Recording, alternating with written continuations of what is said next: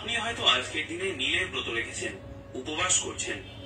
সন্তান ও পরিবারের মঙ্গল কামনা করে বাংলার ঘরে ঘরে এই ব্রত খুব নিষ্ঠার সঙ্গে উদযাপন করা হয়।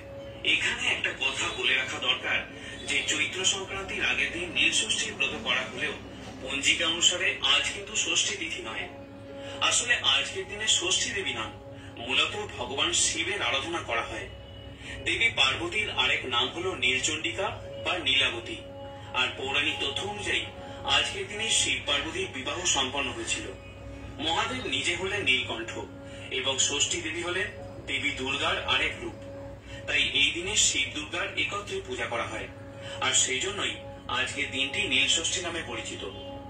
আজ যারা ব্রত পালন করছেন তারা নিশ্চয়ই জানেন যে আজকের দিনে নীল ষষ্ঠীর ব্রত কথাটি একবার হলেও শ্রবণ করতে হয়। এমনকি আপনি কোনো কারণে যদি ব্রত রাখতে নাও পারেন, কেবলমাত্র ব্রত কথাটি শ্রবণ করে দেবাদিদেব মহাদেব ও ষষ্ঠী মায়ের উদ্দেশ্যে একটি প্রদীপ অবশ্যই প্রজ্বলন করে দেবেন। তাতেও ব্রতের পুণ্যফল অনেকাংশে লাভ হয়ে থাকে। তাহলে শুরু করছি চৈত্র মাসের পবিত্র নীল ষষ্ঠীর ব্রত কথা। ওম নমঃ শিবায়, জয় মা ষষ্ঠী। বহুকাল আগের কথা, এক দেশে এক ব্রাহ্মণ এবং ব্রাহ্মণী বাস করতেন। তারা সারা বছর সমস্ত পাঠ ব্রতগুলি খুব নিষ্ঠার সাথে পালন করতেন, কিন্তু তাদের মনে কোনো সুখ ছিল না, কারণ তাদের একটি সন্তানও জীবিত থাকত না। জন্মানোর সাথে সাথেই তারা মারা যেত। ক্রমে তাদের মনে এই ধারণা জন্মায় যে এইসব পাঠ ব্রতগুলি এত নিষ্ঠার সাথে পালন করে কোনো লাভ নেই, না হলে কি ভগবান তাদের সন্তান সুখ দিতেন না? এসব হলো মিথ্যে, সবই হলো কাল্পনিক। এইসব ভাবার জন্য ঠাকুর দেবতার ওপর থেকে তাদের বিশ্বাস ক্রমশ চলে যেতে থাকে।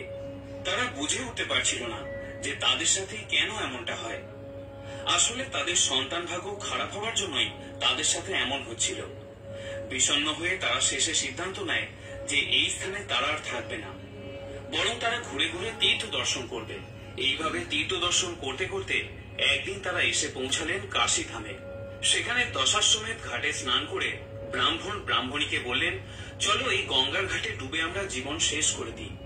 বংশ রক্ষার জন্য যখন একটি সন্তানও বেঁচে রইল না, তখন আমাদের আর বেঁচে থেকে কি লাভ?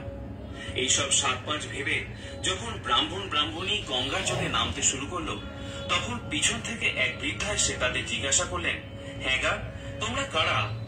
এত বিষণ্ণ মনে গঙ্গায় নামছো কেন? তখন ব্রাহ্মণী সেই বৃদ্ধাকে কাঁদতে কাঁদতে বলে যে সে কথা তোমায় বলে কি হবে মা, আমাদের প্রাণের সুখ নেই, কপালের সন্তান সুখ নেই। আমাদের 5টি ছেলে ও একটি মেয়ে হয়েছিল, কিন্তু নিয়তির পরিহাসে আজ তারা সবাই মৃত। আমরা সারা জীবনে অনেক বার ব্রত করেছি, কিন্তু সেসব নিষ্ফল হয়ে গেল। সমস্ত শুনে বৃদ্ধা তখন বললেন, বাছা, এই সব কিছু হয়েছে তোমাদের অহংকারের জন্য। শুধু নিয়ম মাফিক বার ব্রত করলেই হয় না বাছা, ভগবানের উপর পূর্ণ আস্থাও রাখা দরকার। মন পবিত্র রেখে এক মনে ভগবানকে ডাকলে তবেই তিনি সাড়া দেন। কিন্তু তোমরা ভুল করেছিলে। তোমাদের যখন সন্তান হয়েছিল, তখন সদ্যজাত সন্তানের কান্না শুনে তোমরা বিরক্ত হয়ে প্রতিনিয়ত বলতে, আপদ গেলেই বাঁচি। সেই অহংকারের জন্য আজ তোমরা সন্তান হারা।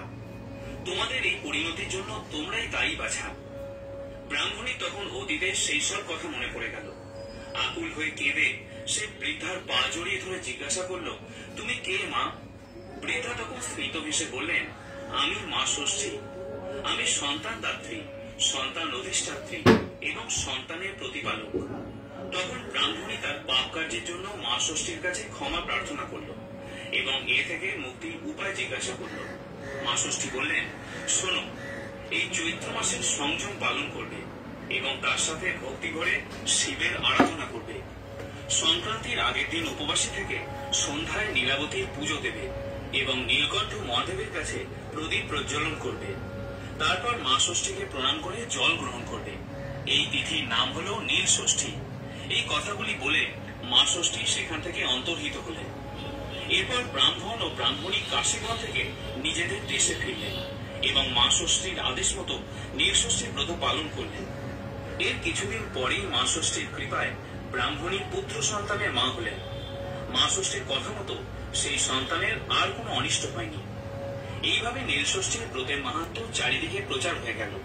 তাই শ্রোতা বন্ধুরা, বহু অর্থ ব্যয় করে ধুমধাম করে পূজা অর্চনা করলে